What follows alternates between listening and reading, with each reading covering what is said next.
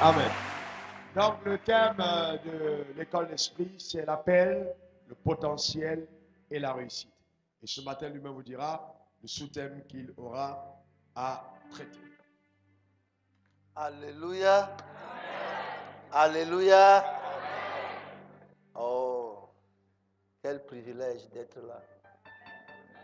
Je suis très heureux et reconnaissant à Dieu d'avoir été invité pour être ici. Ce n'est jamais un acquis d'être invité à une conférence. Les organisateurs ne sont pas du tout obligés de vous inviter. Il y en a tellement dans le monde et qui sont... Donc quand on m'invite, je considère toujours ça comme un privilège exceptionnel. Et j'aimerais sincèrement dire merci au révérend Wafou. Merci. On est très fiers de toi et de voir ce que tu fais pour le Seigneur. Et à ta merveilleuse épouse, on est content de vous voir. L'excellence, tout le monde l'aime. Même ceux qui ne vous aiment pas, ils sont obligés d'aimer votre excellence. Alléluia.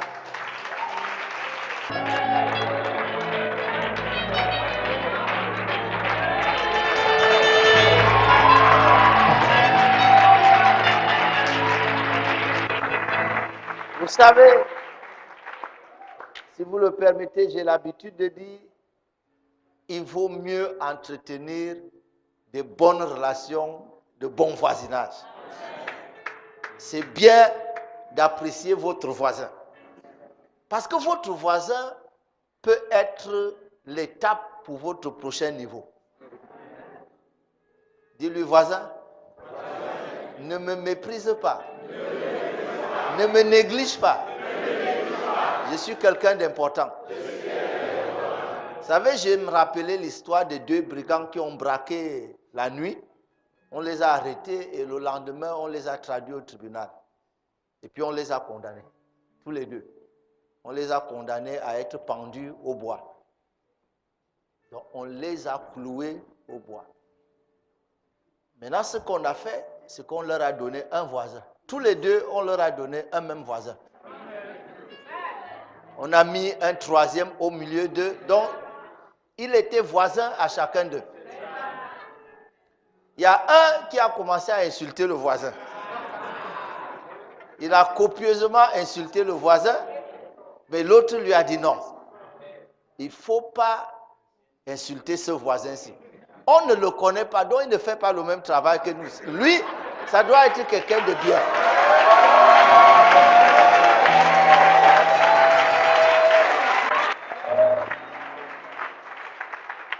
Et puis, il lui a dit, voisin, souviens-toi de moi.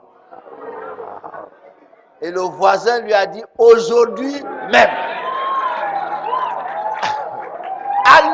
À l'ultime seconde, la vie de cet homme a changé à cause du voisin.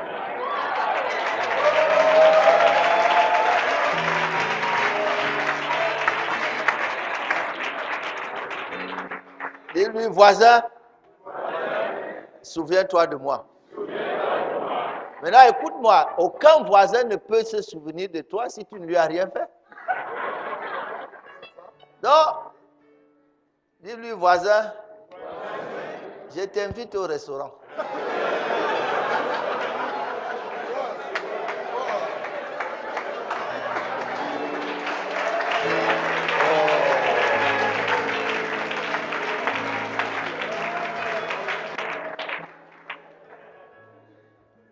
Veuillez vous asseoir, je suis vraiment content d'être là.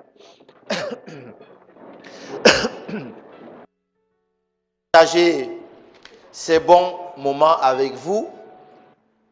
Nous allons parler ensemble sur un thème bien particulier, le potentiel lié à l'appel.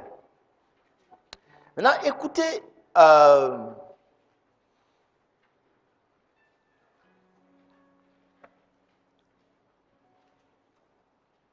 un certain niveau, surtout quand je parle avec les ministres de Dieu ou des gens qui aspirent à l'être, Et lorsque je parle de ministre de Dieu, le révérend Wafo a bien dit qui est ici, mais les hommes d'affaires et les cadres, la société, ce sont des ministres de Dieu. Chacun a son rang.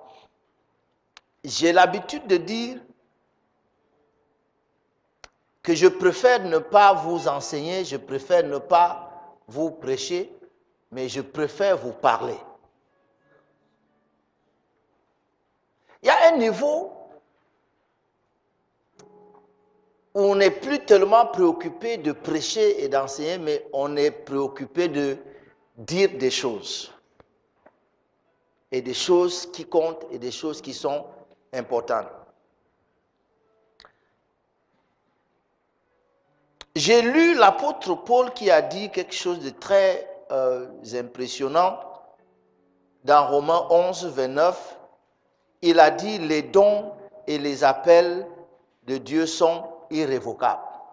Et en fait, il a dit ça en d'autres. Il a dit Dieu ne se répand ni de ses dons ni de son appel. Ce qui veut dire clairement que si Dieu vous a fait des dons, il ne revient pas comme ce petit garçon qui a offert quelque chose à son père et puis il a repris. Et puis son père lui a dit, mais tu m'as donné telle chose et tu as repris, pourquoi? Il dit non, c'est Jésus seul qui donne sans reprendre. Moi, quand je donne, je reprends. Donc ça tombe bien parce que je parle bien de Jésus qui donne sans reprendre. Les dons et l'appel de Dieu sont irrévocables. Combien d'entre vous, et j'aimerais le repréciser, combien d'entre vous, vous savez que lorsque Dieu vous a appelé, il ne vous a pas appelé parce qu'il y a 3 semaines, vous l'avez tellement impressionné par votre bon comportement.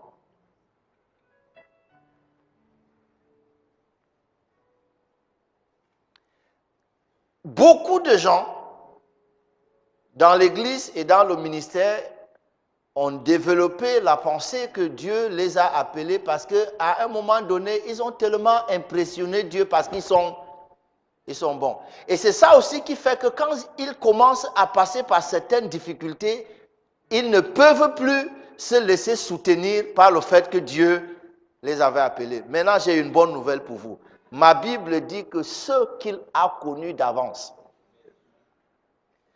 Alors, ceux qu'il a connus d'avance, est-ce que vous pouvez situer cette avance-là? Avant la fondation du monde.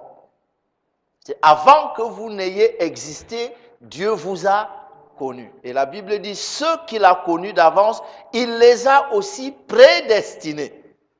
Il vous a assigné une destinée avant que vous ne naissiez, par le simple fait qu'il vous a connus d'avance. Et j'aimerais vous dire que lorsqu'il vous a connus d'avance, il vous a connus dans tous les détails. Il n'y a rien qui arrive dans votre vie aujourd'hui, il n'y a rien que vous fassiez dans votre vie aujourd'hui qui est une surprise pour Dieu. Il vous a connu d'avance et il vous a prédestiné d'avance à être semblable à l'image de son Fils. Alors, ceux qu'il a prédestinés, il les a aussi appelés. Donc, Dieu vous a appelés après vous avoir connu et après vous avoir prédestiné. Et c'est justement en fonction de cette prédestination et en fonction de cette connaissance qu'il a de vous, il vous a appelé. Et vous ayant appelé, il se devait de vous justifier. Parce que certains allaient lui faire un procès que comment tu as pu appeler on doit. Donc, il s'est chargé lui-même de régler d'abord ça. Ceux qu'il a appelés, il les a justifiés. Et ceux qu'il a justifiés, en fin de compte, il les a glorifiés. Alors, lorsqu'on parle de votre appel, ne pensez pas que c'est quelque chose que Dieu prend à la légère. Il dit, ceux qu'il a connus d'avant, il les a prédestinés, il les a appelés. J'ai été choqué. C'est peut-être parmi les choses pour moi, les plus choquants dans la Bible.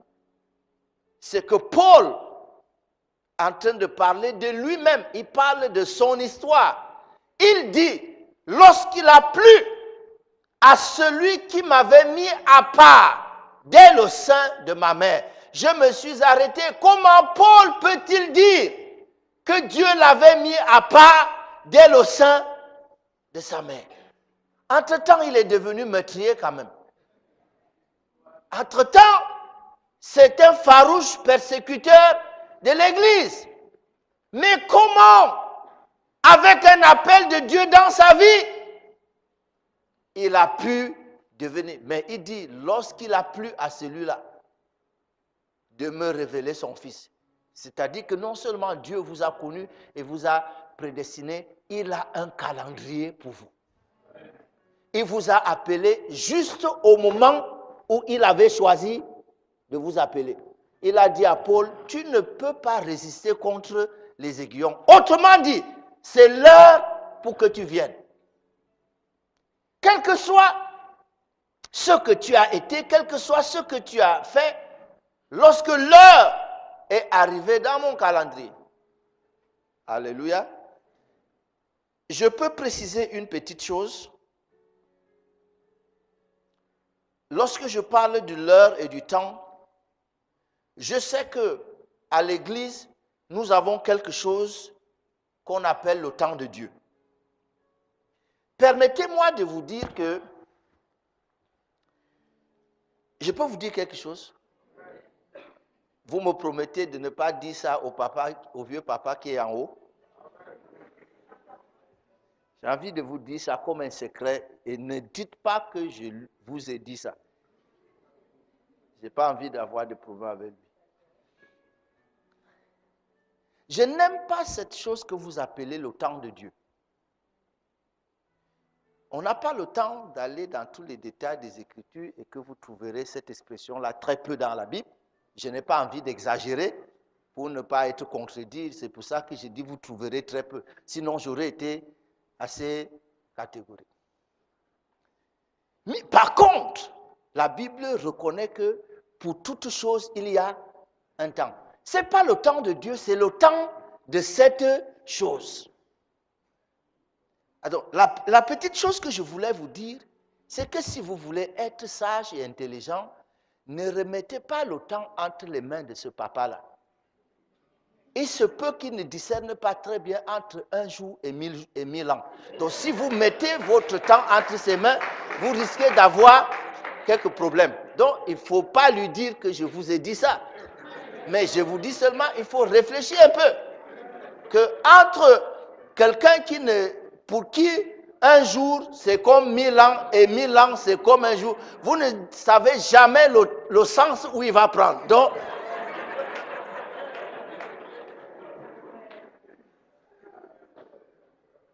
parce que s'il confond les deux dans votre situation, donc il vaut mieux jouer sur un autre facteur. J'ai entendu Marie dire quelque chose quand Jésus lui a dit, « Femme, qu'y a-t-il entre toi et moi? Mon heure n'est pas encore arrivée. » Je peux vous poser une question? Est-ce que ce soir-là, Jésus a fait le miracle quand même? Mais il a dit que son heure n'était pas arrivée. Mais il a fait le miracle quand même. Parce que cette Marie-là doit avoir une certaine connaissance que nous n'avions pas. Lorsqu'il lui a dit, mon heure n'est pas encore venue, elle n'a plus jamais discuté avec lui. Elle s'est tournée vers les serviteurs, elle a dit, faites tout ce qu'il vous dira. Autrement dit, son temps sera toujours là, dès que nous sommes prêts à faire ce qu'il nous dira.